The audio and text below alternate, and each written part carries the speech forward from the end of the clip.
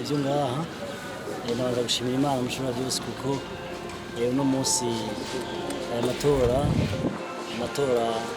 nkuko twabitegekanije twabisaba Abarundi amatora adasa n'ayandi matora kuko mu gihugu cyose uravye umutekano uravye ingene abanyagihugu bariko bakora utwabo ni ivyiteka cane rwose amatora rero aha dushitse murabona ko hatekanye hameze neza kandi rumanje gutora ibintu ntavyo ndamenya uzotsinda twebwe tuvuga tuti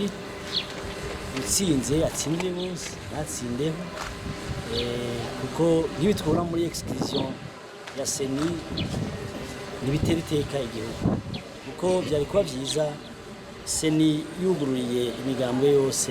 hamutsinda agatsinda azi ko yabitsinze neza atakariganwa hanyuma ubutsindwa akibonera ko yatsinzwe ntagire ingenda muvana ngo byagenze ubwo ntaronsa abanaba nawe abarundi babwiye ko batekana bakarindira ibiva mu matora